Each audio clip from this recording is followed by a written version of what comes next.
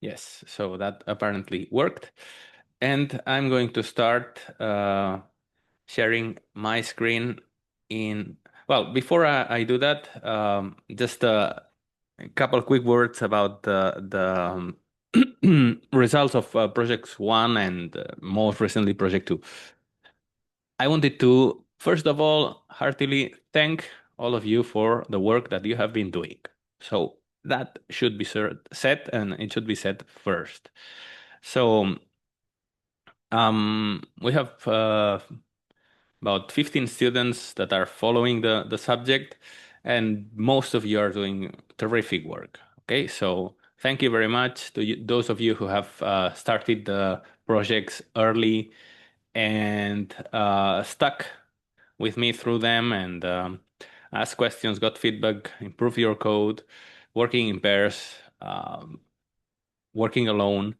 So thank you very much for that. And I think there are some very interesting results out of that. And I'm been having fun. I hope you have too, and I hope you have learned a little bit from these two projects. The results have been generally pretty good.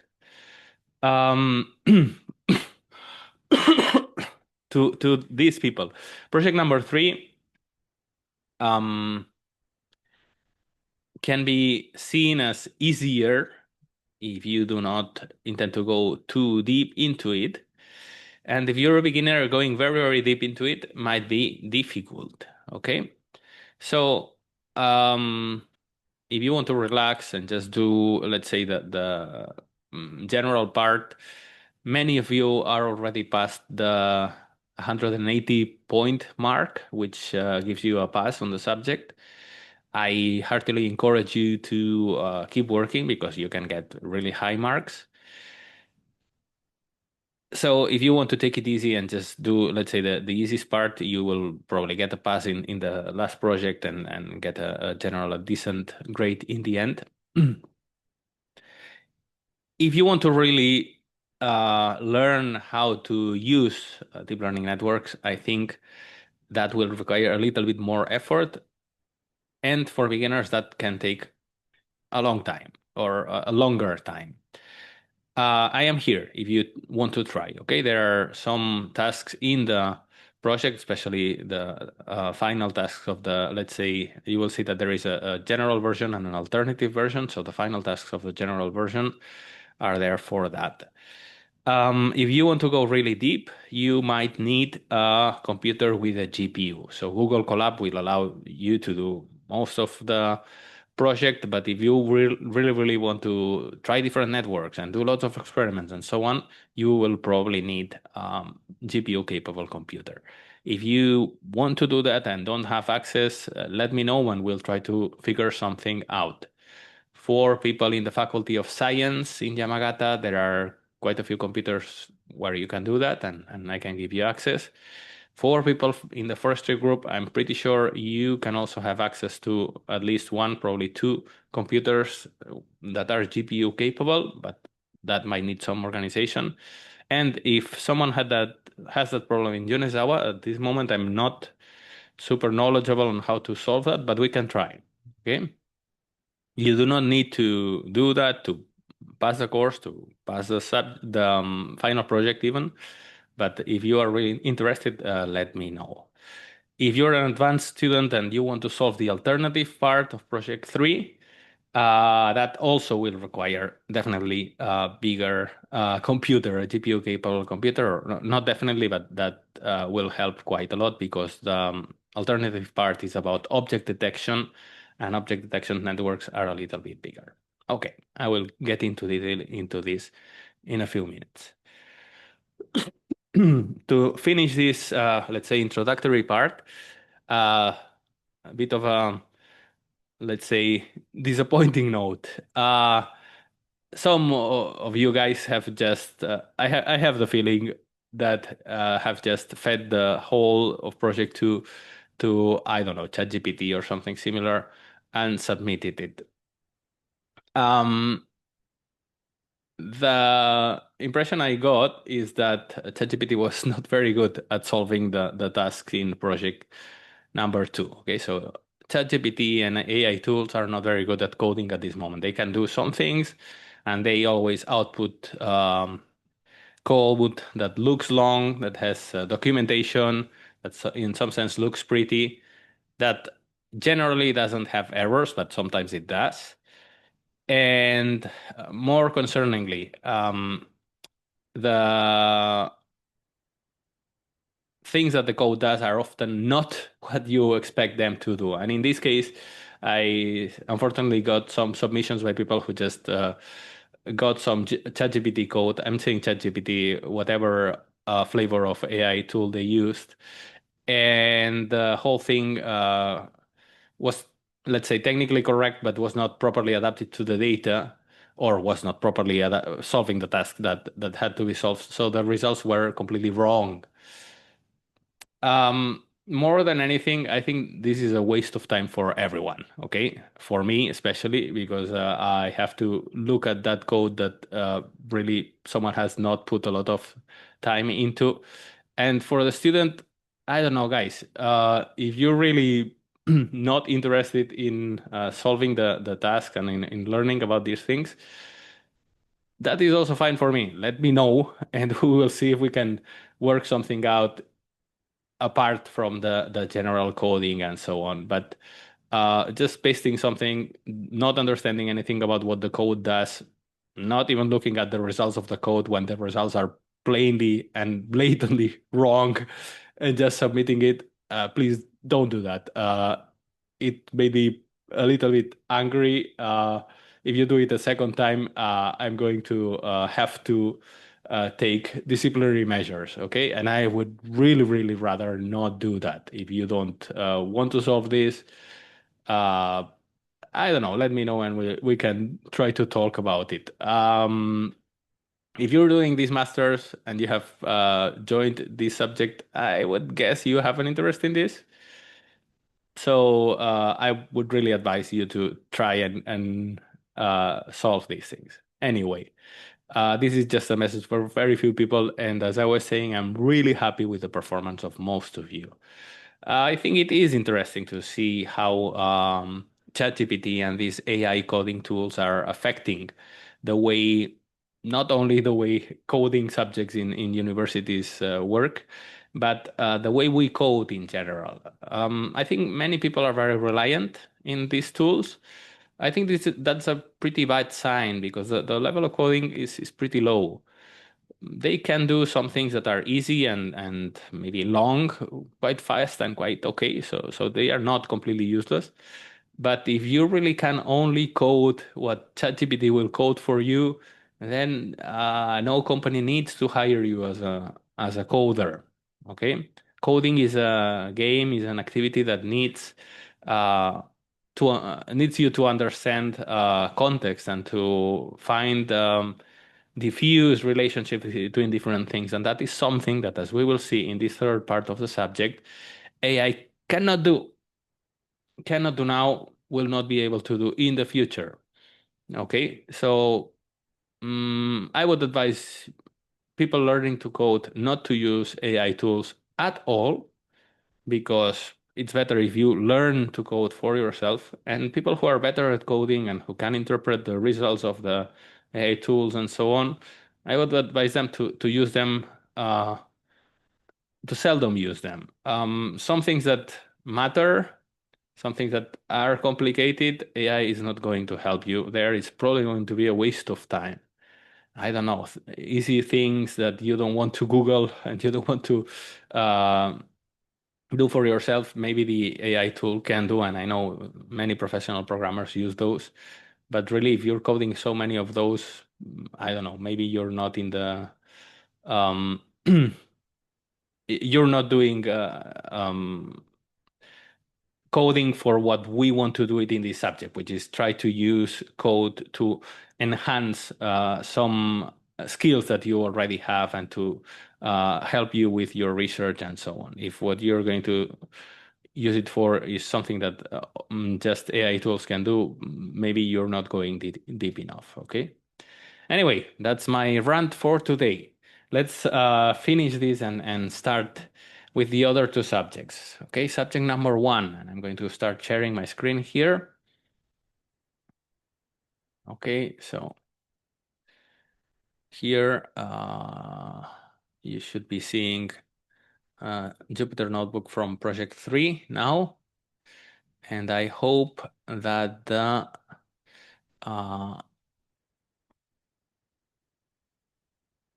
font is readable. I'm going to make it a little bit bigger just in case. Okay. Okay. So hopefully everyone can read this. If anyone has a problem, just let me know. Okay. This is project number 3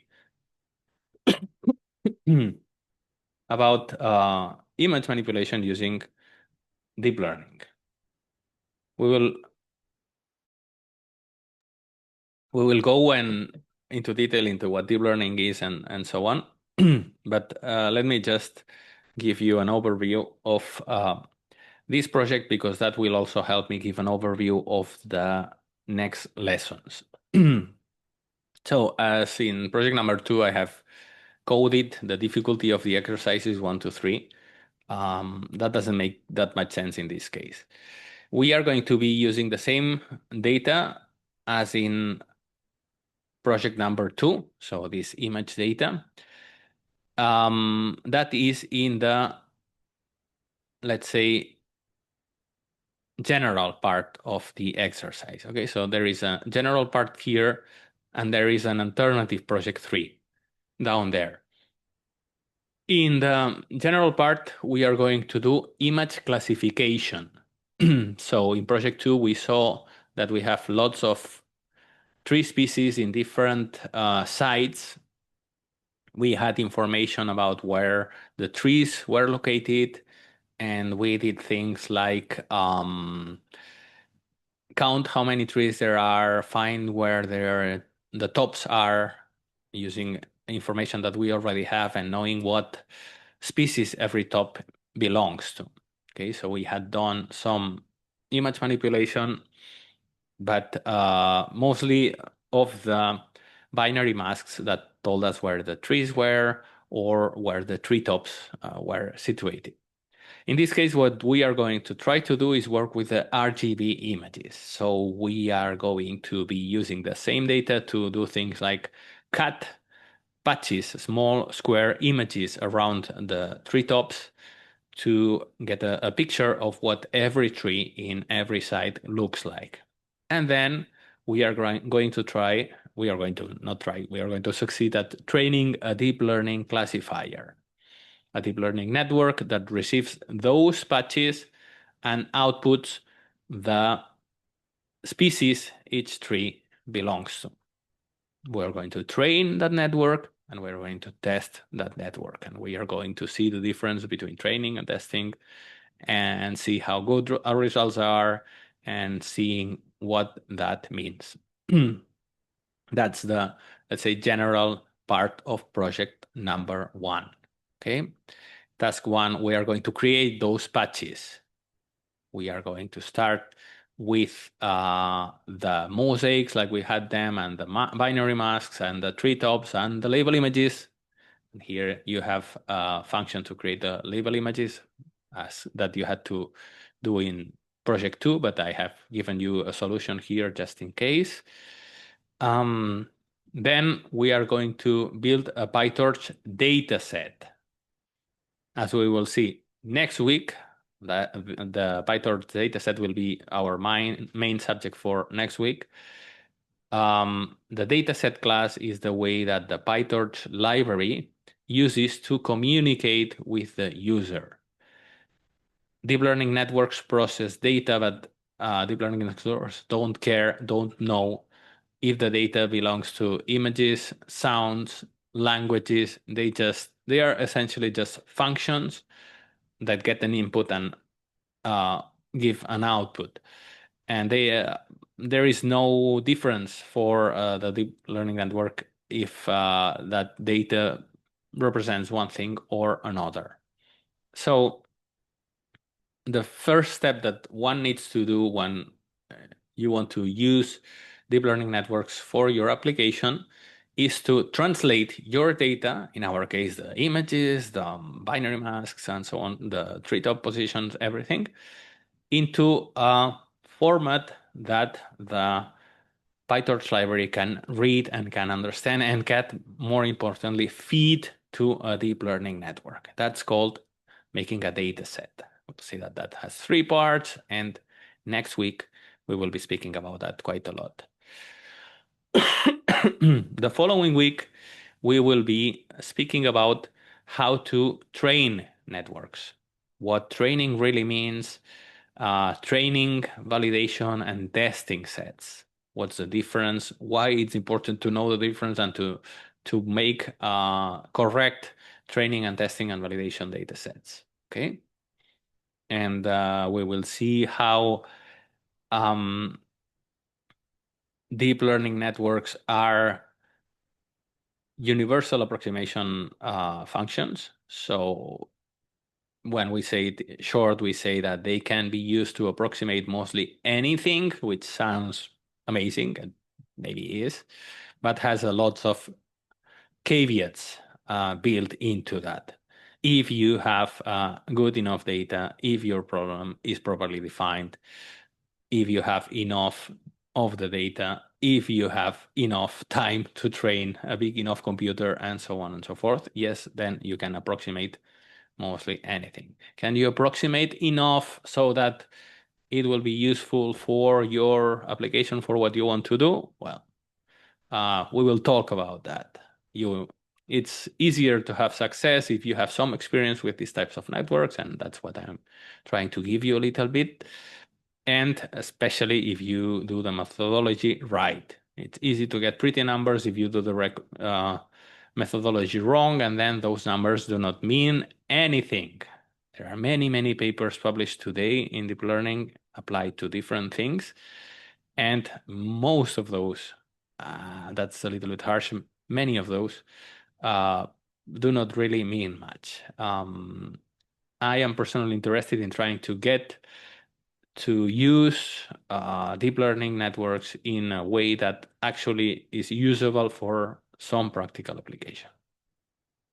Okay, after the training function, 3 weeks from now, we will be speaking about testing, how to build a testing function, what does that mean, and so on and so forth. And then that corresponds to task 4, and task 5 is about going a little bit deeper, comparing different deep learning networks, seeing different training and testing data sets, hopefully maybe seeing different loss functions if you're interested. Don't worry if all of these things I'm saying do not sound too familiar now. That's what we are going to be studying for the next few weeks, okay? That's the part, task 5, that necessitates or at least it helps to have a bigger computer if you want to test bigger networks and so on. You can still do this one in Colab, but it might take a little bit longer and it might be a little bit of a hassle. Okay, apart from this, there is a whole alternative way of doing this. This is to use the alternative formulation, and instead of do image classification, doing object detection. In last week's session, we used Voronoi diagrams, and I mentioned the distance transform to create boxes for our trace, bounding boxes for our trace. In these alternative projects, you can download another version of the data where those bounding boxes have already been computed, so you don't have to go and redo the things that we were seeing last week. I already did them for you, but then you can set up the same thing. So first, taking the data and making tiles, so making big squares with sections of the forest and knowing where the bounding boxes for the trees are in those tiles, okay? Then creating an object detection data set. You have some references. That one is a little bit more difficult than the data set for image classification, but it's the same idea. Translate our data to a format that PyTorch can read, okay? And then again, training an object detection model. For image classification, we will start training ResNet-50, which is popular and gives decent results, although not completely state-of-the-art at this moment. For object detection, I would suggest starting with SSD or RetinaNet, which are small and can run in Colab easily, even though they are definitely not state-of-the-art at the moment. Okay. Finally, task 4, again, create a testing function for object detection in this case and evaluate. Let me just go over those things in the notebook and comment a little bit about the difficulty. So as you can see, the data is mostly the same as it was. And as I said before, you get here a version of the build ground truth, the function that builds the label image. Okay, so you have that already done. In task 1, and the list from binary, the function that gives you the positions of the treetops. In task 1, you're supposed to create patches from the trees in one side.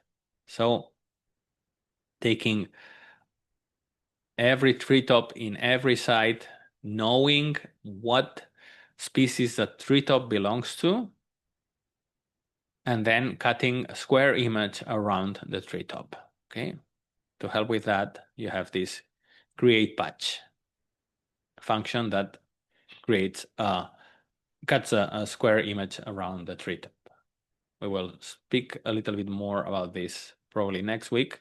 But if you want to start, the point is that you have a folder for a site. In that folder, you have the treetops file, and you can get the treetops coordinates with this image. And then you have to iterate over all of those treetops. For each of them, you have to know what species the treetop belongs to. You have that in the label image that you can compute with the build GT function. Okay, so information, position of the treetop in the treetop row, category, tree species that the treetop belongs to in the label image, and then you have to cut a patch around it. Okay. So you have to juggle different information which you are more or less familiar to, but this is complex and this has different parts that need to work together properly. Okay. That's why I'm giving it a D2 difficulty. This is challenging.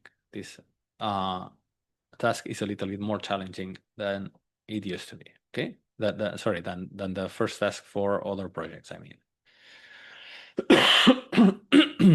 Okay, and you have to code this into one function called trees inside, and then you can run it with, I have it with many sites here, but you can do it with fewer sites if you want to go a little bit faster. In task 2, we will build the PyTorch dataset. This is not easy, okay? Difficulty 1 here is because you can use most of what you already have from this notebook, handling custom data in PyTorch. So go have a look at this. And then if you have saved the patches, because you're supposed to create and save them here with names that help you, excuse me, then creating a data set will be pretty simple. You only have to change the part where the images are read from the disk. Okay. This is very abstract at this moment, but if you check and understand that notebook, this task should be pretty easy. Task 3 is about training the networks. And this, again, is a very complicated procedure. Not very complicated. It is a slightly complicated procedure, but you have most of it already done in this other notebook. So what I expect you to do is go have a read, understand at least the basics, copy the code, and run it. So for this one, you can most likely use the code as is without major modifications to train a ResNet-50 network. Task 4 is a little bit more difficult because you can get inspiration from what you have here, But you have to do this on your own from zero. Test the network. We will define what that means, and you can create a function for yourself. And in task 5, you can go deeper, and that is challenging, but it can be more or less challenging depending on how deep do you really want to go. Try different networks, try different loss functions, for example, and try to get the best possible result in practical terms. Is this really a problem where deep learning networks can succeed or not? Okay. For the alternative solution, and I put here D3 plus, because this is way less directed. Okay, so if you're interested in object detection, by all means, go ahead, but it is challenging. Okay, and most of the support that I will be providing in these lessons is for the general version. But some of you guys really have a very high level. So if you want to go for that, please try, and I will provide you with support. We have different data. Format for the boxes, the detail here. And as I said before, the first thing that we have to do is make tiles. In object detection networks, we have images, tiles, where we want to find objects, in this case, trees. So you have to create those from our mosaics. Okay. You will need a size and a folder to store them. The object detection dataset is a little bit more complicated than an image classification dataset, but here you do have a tutorial where you can get some inspiration. This is not a tutorial written by me, so it's not with this data, but if you understand how that one works, this should not be too difficult, okay? And then the part of training a model you can also use in part from the tutorial, and this is pretty standard, so that should not be too difficult. But defining the model and so on, a little bit more challenging. And in particular, this is something that AI tools cannot do. They are really terrible at this type of things, okay?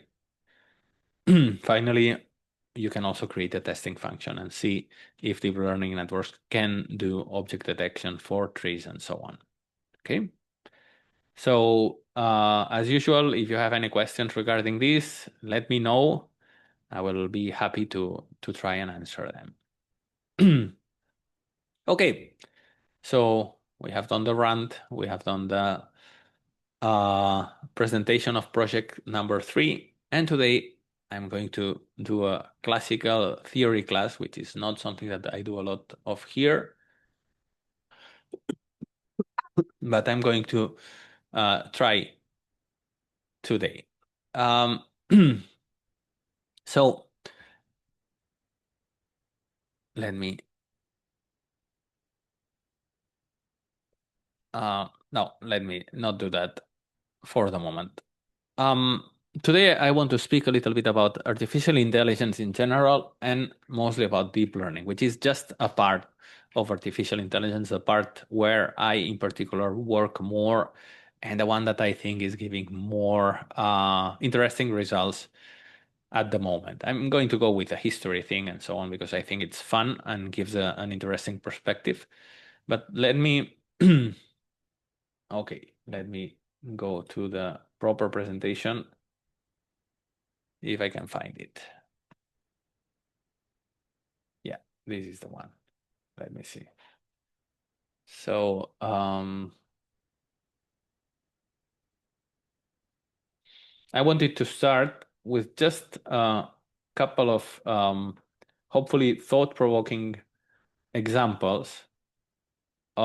This is part of a presentation that I did in Turin a few months back. So some of you might already have seen this. This will be very short, okay? But hopefully we get thought-provoking examples. Okay, so let's see.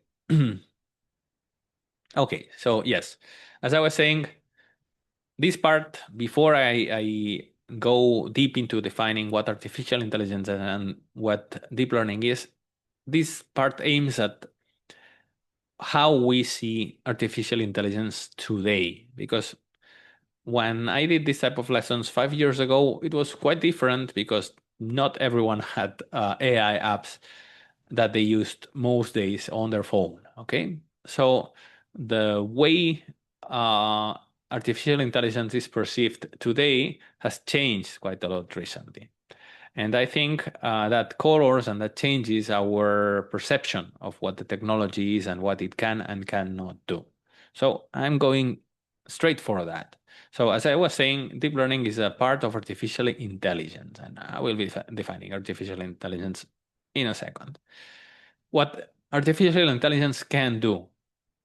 Artificial intelligence is a part of computer science, so it uses computers and can process data very fast. Okay, much faster than any human ever could. AI can find patterns in data, even patterns that are very faint or that are very complicated, that have many, many different parts. One example that I like to use is that when I used to work in medical imaging, I used to look at lots of X-ray mammographies. And those sometimes have small white regions. For me, all of those looked exactly the same, but the doctors working with me were able to say, no, that part is cancer for sure, that part is nothing for sure, and that part, I don't know. And the very expert doctors almost always knew, and the newer doctors had more cases where they didn't know if something might be cancer, might be a problem or not. But the patterns were very, very faint. And AI tools were able to reproduce those patterns with a high level of performance. Most of the networks that we will be using have come from medical imaging applications. Medical image has been one of the main drivers of the development of AI and deep learning in recent years. Okay. AI is also very adaptable, so it can be used to solve many different problems, and it can process images, of course. But nowadays, ChatGPT processes text, and they can also be used to process all types of data. Okay, as long as you can digitize it, then you can process it with AI. So yeah, AI can do lots of things, and here we have some examples. I'm working in projects where we try to find characters in ancient Japanese documents. So we find particular characters like the ima kanji, for example. We try to detect where the diagrams in figures are, and so on and so forth. So AI can be used to do this, and the same AI networks can also be used to classify patches from a mosaic. Okay, these are not the patches you will be working with, but these patches are from a recent paper with someone from the University of Parma, if I remember correctly. And the networks used to classify some of these kanji or to classify these networks are exactly the same networks. They are trained with different data. They have different pre and post processing, but the AI part is exactly the same. So AI algorithms are very adaptable to different problems, and they have been used successfully in many, many areas. They are very popular in research because of that. But AI cannot think in any meaningful way. Okay? AI doesn't have any power of deduction and so on. And sometimes we get outputs where we try to attribute the power to think to AI, but in my opinion, that's so far always us seeing something that's not really there. And I will tell you why I think that in detail during this course. AI cannot go beyond its training data. If you have trained an AI network to tell when there is a dog in an image or when there is a cat in an image to classify between cats and dogs, and you give the AI network a picture of a bird, you will get an answer that either says cat or dog. It will not say bird because it cannot transcend its training. Okay? And the AI cannot do anything without lots of high quality annotations by human experts. So sometimes we get petitions from researchers who have not used AI before and want AI to. This is understandable. They get this feeling that AI can do lots of things and so on, but no one has given them the small print saying that yes, but you need lots of annotations because all AI does is reproduce patterns that are already in the data, and you have to annotate the data to tell AI where the patterns are to begin with, and then AI can reproduce that. And if you don't have lots of data that's very expertly annotated, AI cannot do anything. So AI is never a substitute for a human expert. It's like an enhancement tool. If you get a really good deep learning network, maybe that can help you process data much faster and with a similar degree of performance to human experts than a human expert would could do just by processing the data themselves. Okay. AI has become very popular, but all of those are products and they have many, many limitations. Okay. And the product part, I like this example here. This is a prompt to ChatGPT last year about a picture of a cute girl. Okay. And this comes from a course that I teach to students from the Faculty of Science, non-data science students, most of them. And they write and they do some research about AI. And this was a Japanese student, female student, who liked drawing and artistic type of person. And when she input uh, give me a picture of a cute girl into ChatGPT, she got the picture on the left, okay?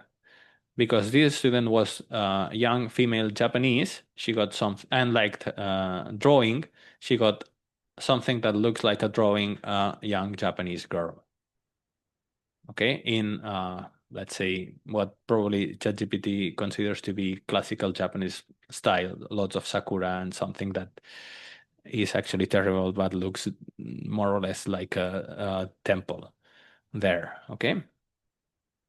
When I input the same prompt on the same day, I got this. Okay. I have to confess I did that on I did not do that on the class because one has to be a little bit careful with the prompts that you get. But ChatGPT went for the younger child female person when I gave the input. And the look of the whole thing is completely different. Why did that happen? Why did my young female Japanese student and I get such completely different images?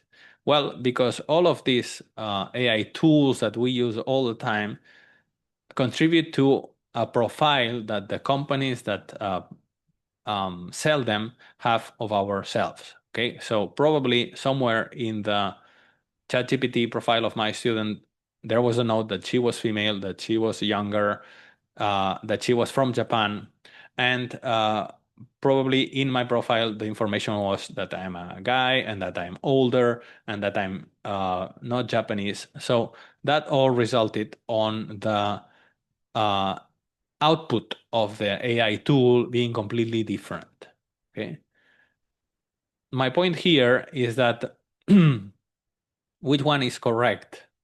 Well, both of them are in a sense, both of them are also manipulations of our profile to try to serve as something that the company believes we will like and we will be happy with. Okay, so that's has a lot to do with marketing and with selling products and selling things, but it has absolutely nothing to do with artificial intelligence. Okay, the adapting things to the user part. Okay, so one has to be careful when reviewing the inputs of those things and the outputs of those things, because that's always a part of it, and that changes dramatically the results that you get. Okay. I'm going to skip through this quickly, but this has to do with training and testing data sets, which we will come back to later. But I wanted to give you a couple more examples of the things that AI, in this case, cannot do. Okay, we were working on the things that it can. This is another example of a brilliant student who tried to use object detection network called YOLO with some of the data from the kanji problem that I showed you before of detecting those characters in the Japanese documents, Japanese historical documents. This very brilliant student just got the binary masks that tell me where the kanjis are. So this is a binary mask that you put over one of the documents I showed you before to tell the regions that contain kanji characters, Japanese characters. And she was just playing around with software and starting, and she fed that directly into an object detection network, YOLO, and YOLO gave this output. YOLO said, I think this is a traffic light. Okay, of course, the input by my student was not correct, but YOLO cannot overcome its programming. It was not able to say, this doesn't look right or anything. It just said, okay, I have been trained with real life images, most of them from streets and so on.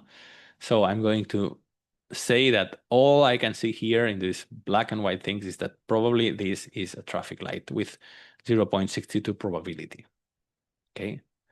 So unless you can properly understand how to pass the data to your deep learning networks, you are not going to be able to use it very effectively. And deep learning networks cannot go over their limitations, the limitations marked by their training data and by their other characteristics. Okay. Deep learning networks also cannot do context. This is a couple of 1 year old, 2 years old, maybe. So some of these things have been already plugged, but this when for example, OpenAI, this is ChatGPT. When OpenAI discovers one of these general mistakes, like the one I'm going to describe, they change the training data and they probably add some layers on top of the network. So these things are not so easy to uncover. But they do not and they cannot change the fundamental nature of the network. So it's possible that if you input this into ChatGPT today, you get a different result, but that doesn't change the point that I'm making, that these networks cannot do context. Okay, what do I mean by context? I input something like the following sentence, not something like exactly this sentence. John's mom is called Rachel. She had 3 kids. One was Rachel and one was Peter. What are the names of Rachel's kids? Okay. So we know, of course, that one is Rachel and one is Peter. I'm being nasty here because I'm using the same name for 2 people, which is something that's going to confuse ChatGPT no end. And also, I'm giving the third name of Rachel's kids, John, as an, let's say, indirect information, because I'm saying that John's mom is Rachel. Okay, and then she had 3 kids. I'm giving the other 2 here. So something that the human could understand without too many problems, but ChatGPT couldn't. The names of Rachel's kids are Rachel and Peter. Okay, but there are 3, so that's blatantly incorrect, and ChatGPT in this case failed at gleaning the context and understanding the context of the situation. Okay, that's something that large language models like ChatGPT cannot do and will not be able to do anytime soon, because it's not design, it's not inside of the design. Okay, and then I continued that with what is the relationship between John and Peter, and then with some help, ChatGPT managed to, okay, the third child could be John. Of course, it is John. Okay. Um, I didn't copy the other part. In the second one, I kept pressing ChatGPT, and ChatGPT ending saying something that like, sorry, no, it's here. The statement mentions that Rachel had 3 kids, one of whom is Rachel herself.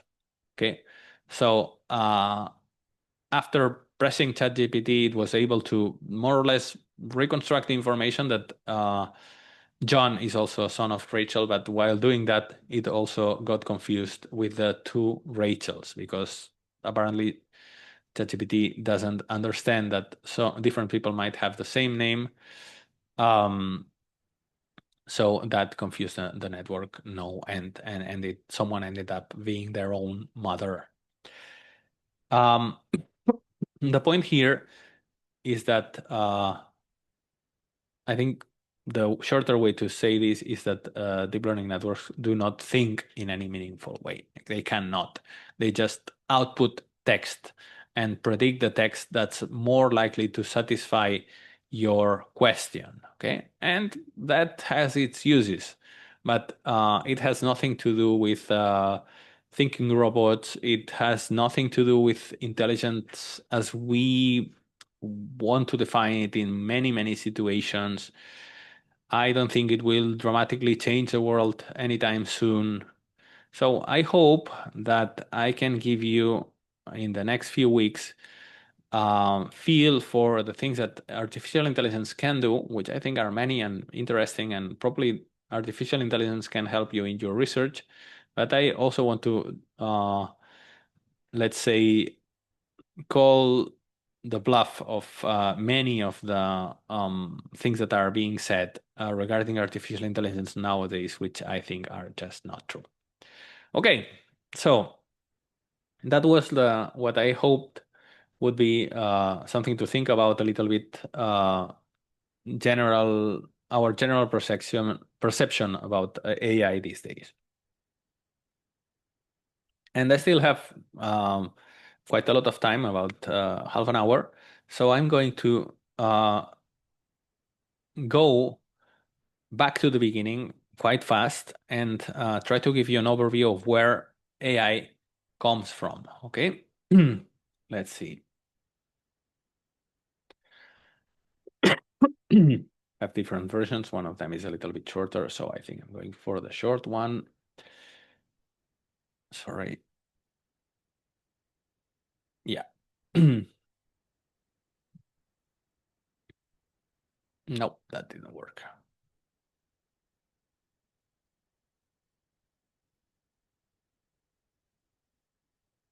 Yeah, that's better. So, as my introduction to deep learning, first I need to go to the history of AI. Deep learning is just a part of AI where basically the networks are deeper, have more layers. More about that in a second. These slides are some of them shamelessly copied from other people, and here you have some of their names, most of their names, I think.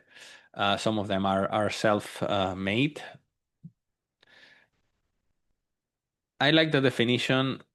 I think this one is from Andrei Kurenkov, that AI is the study of how to make computers do things at which, at the moment, people are better. Okay. Pushing the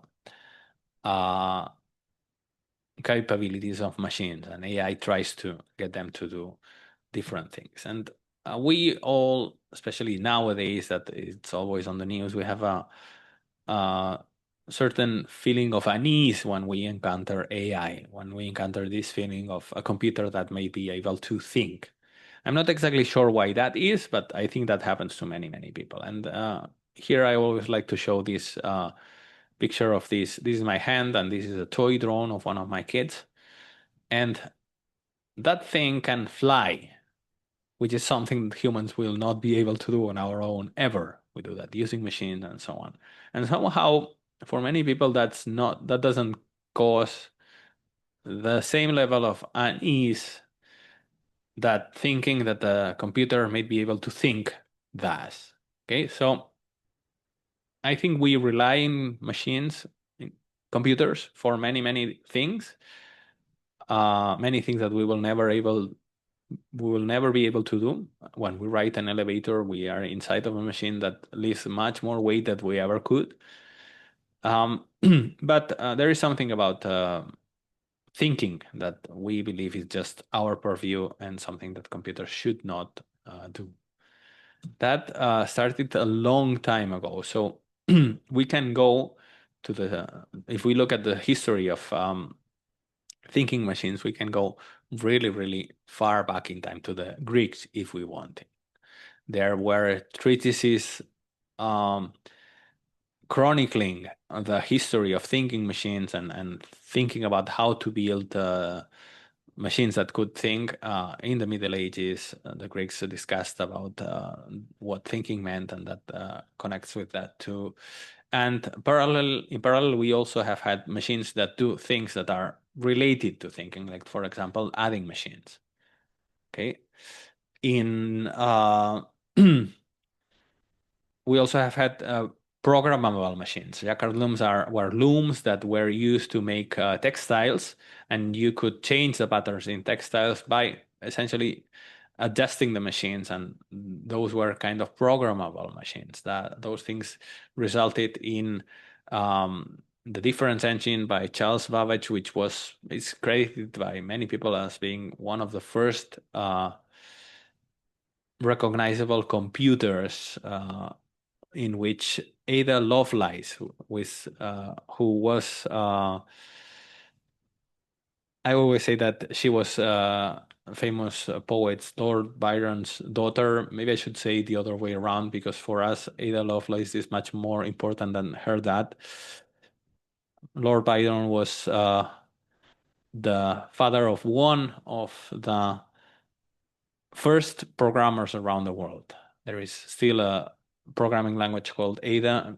Remembering her, she was a person capable of seeing that machine that Charles Babbage was building, and understanding that thing that you could do general types of calculations on, if you adapt it, if you change it, like if it was a Jacquard loom, Ada realized that had the potential of being used to solve many different problems if you develop the language that allowed you to modify the machine and to modify the things that the machine would do. In this sense, Ada Lovelace is not only the first programmer, but she can be credited with inventing the concept of programming. In computer science schools nowadays, even in data science, we often get more male students and female students. And to a point, this kind of discipline is seen as male dominated. That's wrong. Historically, and even today, most of the most brilliant programmers are female. So if you're a female student listening to this, don't let anyone tell you you're not entitled to be here. You're not.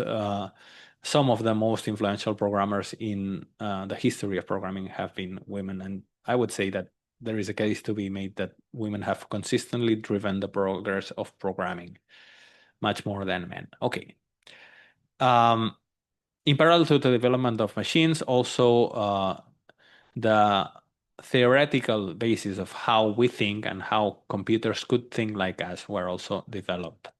And there were famous programs like David Hilbert's program to try to systematize the whole of math, and the results that followed. For example, the theorem of incompleteness by Kurt Gödel that essentially destroyed the plan by saying that that was never going to be possible. There will always be things in any system of thought that you develop that you would never know if they were true or not. You could never prove that. Okay.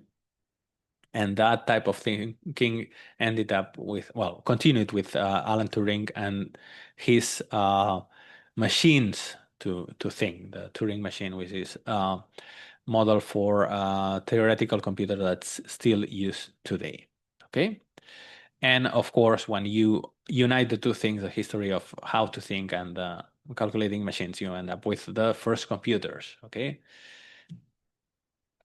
From there on, once we start getting computers that are recognizable, even if they might be as big as a room, for something that's way less powerful than any of our mobile phones today, then we start getting the start of artificial intelligence. When you ask people how old artificial intelligence is, many people think it's a relatively new thing. Well, it's not.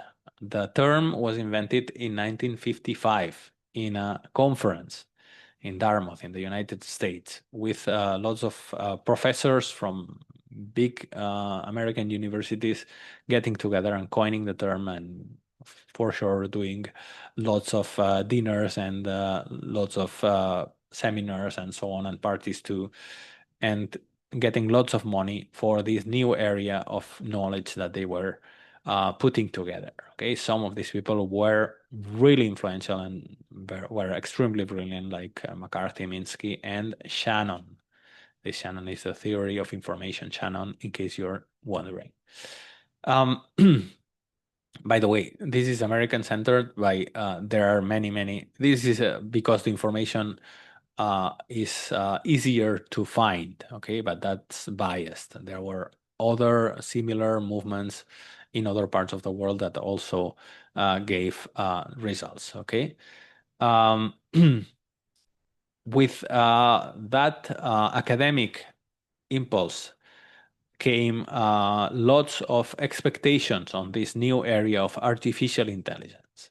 And they started promising things like Turing saying in about 50 years, an average interrogator will not have more than a 70% chance of succeeding in Turing test, where there are different, the imitation game, there are different formulations of this, but the simplest one is where you would have an interrogator chat on the screen with someone or something, and the entity at the other end might be a person or a computer. And the point is for the interrogator to be able to tell the difference between the person and the computer. And in 1950, Alan Turing said that that would be solved to a 70% chance in 50 years, so in the year 2000. In 1957, Newell and Simon said that a computer that could play chess like a world champion was coming in the next 10 years. Okay, some things got a little bit out of control. 1965, Simon was saying that within 20 years, so by 1985, computers would be capable of doing any work a man can do. Of course, it was a man at that time. Okay. And they also thought that the problem of creating artificial intelligence would be substantially solved within a generation. That's usually considered to be 40 years, so that would be 2010. Okay. There was a corollary of this. In 3 to 8 years, we will have a machine with the general intelligence of an average human being. I love that one because I have absolutely no idea of what an average human being is, and neither did them, but they were trying to sell their product, AI, and to get more funding, and they were hyping the whole thing. Okay. That led to lots of investments, to a lot of money, to all that money resulting in many advancements in reasoning theory, in robotics, in computer visions, and also machine learning, the initial machine learning algorithms, chatbots like Elisa from 64, logic-based programming language like Prolog. Many advancements happened. Okay. Games is an interesting subject too, and those also were tackled using AI, the initial stages of AI there. Okay, checkers. In 1967, some computer was able to do some chess.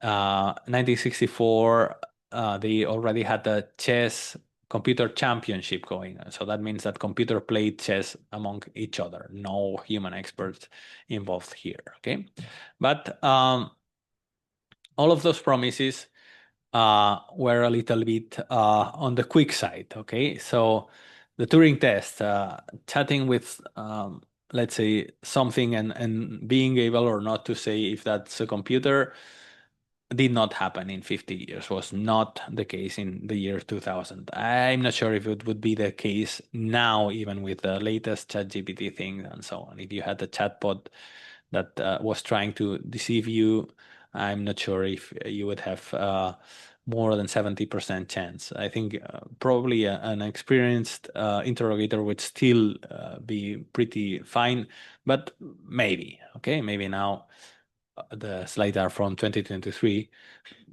Yeah, I think the situation has not changed much between 2023 and now. Okay, the World Chess Champion thing happened in 1997, so they were 30 years too optimistic in their predictions, but that's something that also happened. These guys also um, said that computers would be able to to prove and discover new mathematical theorems, and that's generally not true. But computers have been used in helping prove mathematical theorems, and there have been advancements in this area. But computers on their own do not reason and have not significantly proven new mathematical theorems today, as far uh, as my opinion goes. Okay. Um, computers cannot do any work any man can do or woman at this moment, but the list of the works that computers can do grows, and that's again significant. And about the problem of solving general artificial intelligence, if you want my opinion, that's not happening anytime soon. What about the average human being and so on? That's very hard to define, but I don't think the way most people would define intelligence, which is difficult to do, but let's say as the general capacity to adapt to new situations and to process information, I don't think AI is anywhere near that at this moment. Okay. That led to what's called generally the AI winter.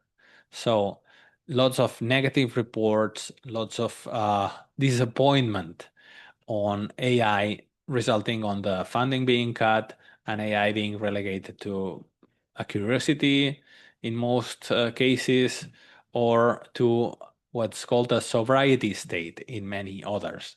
So the advancements that had happened because of all that hype, even though the technology did not live up to the many, many promises that were made, still kept coming and were still significant. For example, in 1979, there was something called the Stanford card, which is a precursor to today's self-driving cars. The improvement in games kept progressing, and in 1919 we get something called reinforcement learning associated to backgammon. That's a characteristic that's of deep learning networks too, that has a significant impact in some applications today. Okay. Um, and of course, the 1997 development of Deep Blue, the first computer capable of beating a human expert, not any human expert, but Garry Kasparov, one of the most dominant world chess champions that has ever been.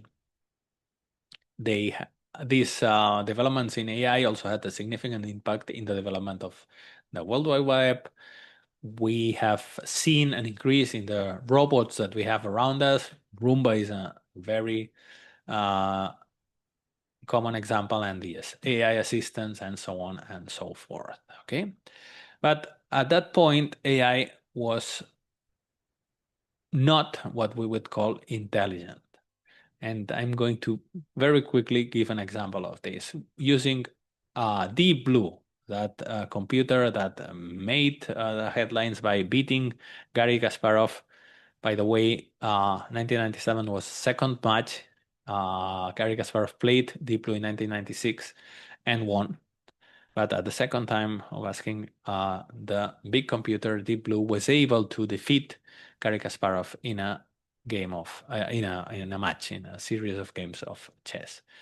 So it was a 6-game match, and Garry Kasparov narrowly lost. The way this computer worked was by using the min-max algorithm that tries to first evaluate any position of the chessboard and give it a score, who is winning by how much. And in order to do that, the team that programmed Deep Blue needed to create a long list of ad hoc rules with a team of experts that were both very good programmers and very good chess players. And it took the team of, I think it was 20 people, quite a long time and a long list of rules to create the evaluation function for the chess game. So, and here you have some examples of the things that function included. But basically, by having lots of experts sit down for a long time and make up rules, they created this evaluation function. And then what they had was exploration of the possible movements on every given situation. The min-max algorithm computes the movement that gives the minimum path of improvement for your adversary, and that gives you the higher future evaluation on your board. So basically, the way this min-max algorithm and this Deep Blue algorithm worked was by assigning some points to any possible configuration of the board, and then just generating all the possible configurations from, not all the possible, but as many possible configurations as they could calculate. And they had lots and lots of specialized hardware chips to do this type of calculations, hardware chips that had to be scrapped after the whole Deep Blue thing finished, because they were only capable of doing that type of calculation very fast. And by creating those ad hoc rules and those ad hoc hardware and having all of this huge capacity to compute many different boards, they were able to explore the space of possible movements and find a few movements on advance the best possible course of action, up to the point where they could beat a human expert. Okay. That worked because chess is a relatively small game, so it's still a huge game, but much smaller than some other games that have been tried before. Okay, so specialty chips, parallel computers, the evaluation function used programmed by human experts. So this was a significant feat of engineering and of cleverness, but I would not call this too intelligent. This was something that did lots of similar calculations all the time, and just managed to not outthink, but out-explore the search state of this big problem compared to the human person. Okay. AI was then used in similar types of applications. For example, something called expert systems, where you could get lots of data, and that meant getting teams of experts for many, many years, or a few years at least, collecting lots of data, doing lots and lots and lots and lots of annotations, and then getting some expert systems that could reproduce that. So similar to what you can do today, but what you today can do with just with a small team of people in a few weeks or months. You needed years and huge consortiums of hospitals then. Okay, so AI around the year 2000 was established technology, had contributed to the progress of many, many different areas, but was not all that successful on its own. And the first time I did this type of talk, some of the open questions were, for example, about automatic translation, machine translation. Okay. This is the state of machine translation in 2000. I did this presentation the first time somewhere around 2020, I think. So that was already old by that time. But the person who did this slides first back in 2000, they identified machine translation as something that was not solved yet by AI. And this gives us a bit of example of the pace of improvement recently in AI. So in 2000, if you fed Austin police are trying to find the person responsible for robbing a bank in downtown Austin to automatic translation software and translate it to Spanish and then to English again, you got in Spanish, el policía de Austin está intentando encontrar a la persona responsable de robar un banco en Austin céntrica, which is more or less correct. There is some grammar that's a little bit off there, but okay. And then back to English, the police of Austin is trying to find the responsible person to rob a bank in centric Austin, which completely messes the grammar and changes the structure of the whole sentence and changes the meaning. Similarly, a Florida teen charged with hiring an undercover policeman to shoot and kill his mother instructed the purported hitman not to damage the family television during the attack, police said on Thursday. The grammar of this sentence is not great, a little bit complicated, and that completely threw off the machine translation in 2000. Up to an adolescent of Florida loaded with using a police of the inner cover to throw and to kill his mother commanded to hitman tried not to damage the television of the family during the attack, Clean said Thursday. Grammar is a mess, the sentences have been mixed, and we even have something that we would probably today call an hallucination. A word that's not present, a concept that's not present in the initial input and that appears there because no one is sure why. And actually that appears in the Spanish version already. This link comes from this link, okay? When I did this back in 2018, the result was much better already, okay? A Florida teenager accused of hiring an undercover police officer to shoot and kill his mother instructed the alleged hitman not to damage family television during the attack, police said Thursday. So fine. From 2000 to 2018, machine translation engines had mastered translation to Spanish and back to English, okay? But at the same time, I tried Catalan, smaller language, my language, and the results were not so good, okay? The sentence changes to un jove de la Florida acusat de contractar a un policia incriminat per disparar i matar la seva mare va instruir el presumpte hitman que no danyés la televisió familiar durant l'atac, va dir la policia el dijous. This already has quite a lot of wrong grammar. And when it comes back to English, it happens again. A young man from Florida accused of hiring an incriminating police officer to shoot and kill his mother instructed the alleged hitman not to damage family television during the attack, the police said on Thursday. This incriminating police officer is wrong on the Catalan part, which means that back in 2018, now 7 years ago, machine translation, in this case, this was Google Translate, could do Spanish to English and back, but not English to Catalan and back. Because smaller languages, they didn't have enough examples probably, and they could not do that properly. 2023, the Google Translate could also solve this in Catalan too. Okay. And why did that happen? What happened between 2018 and 2023? Well, deep learning happened. Basically,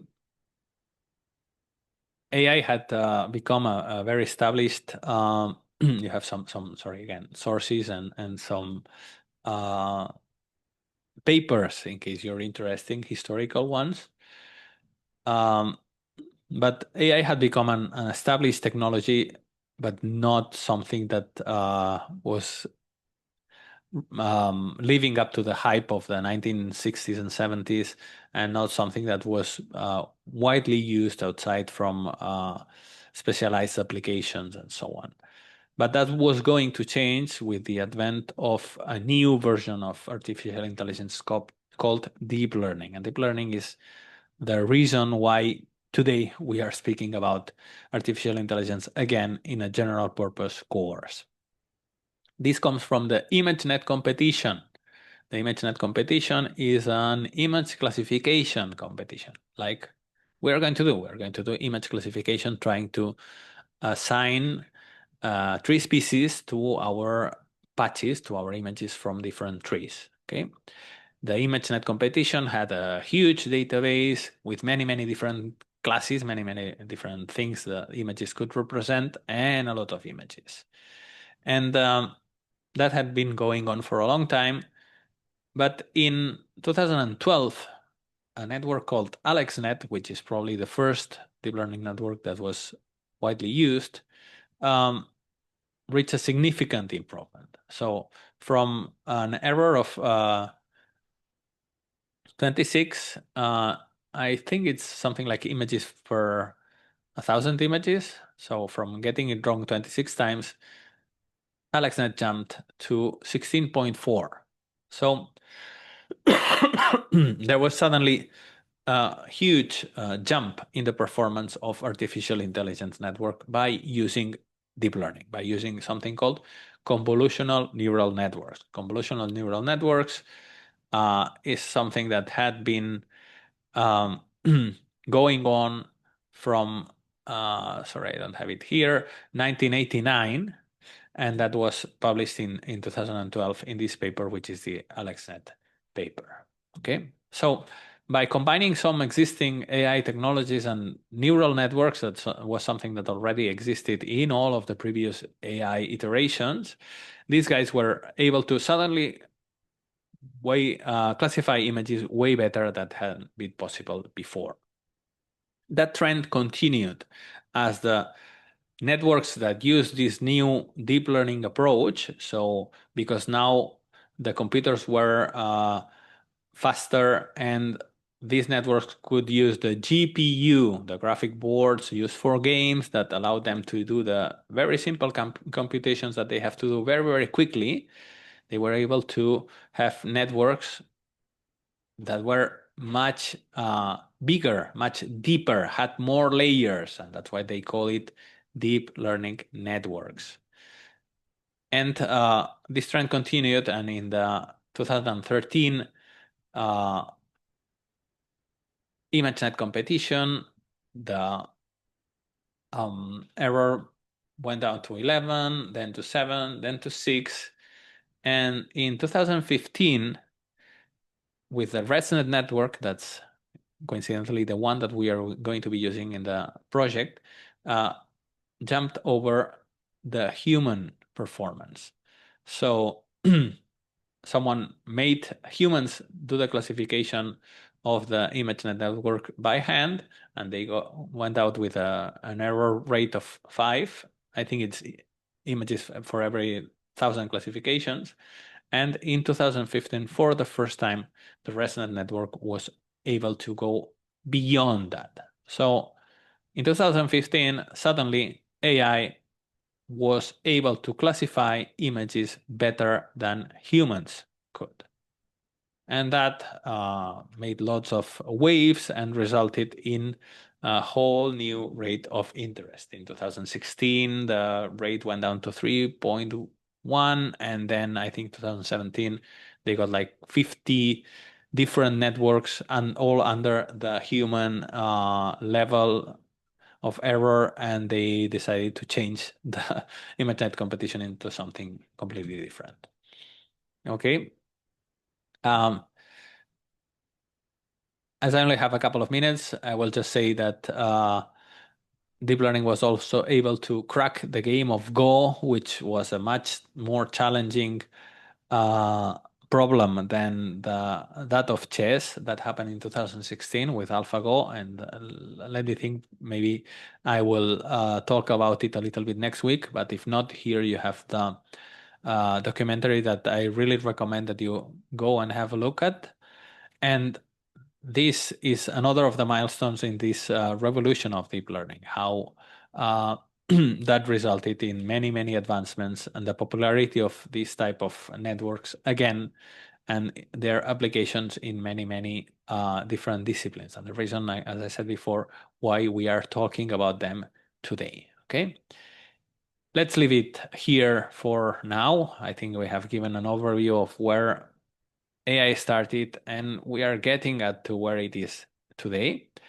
Next week, we will be discussing a bit more about data and about what deep learning networks can do. But most of all, we will be talking about PyTorch data sets, how the data is processed by deep learning networks, and in particular, how we have to adapt our data and translate it, express it in this dataset form so that the PyTorch library, we will speak about the PyTorch library too, can process it and can solve our image classification problem. Okay. Thanks everyone for listening, and we finish the class today here.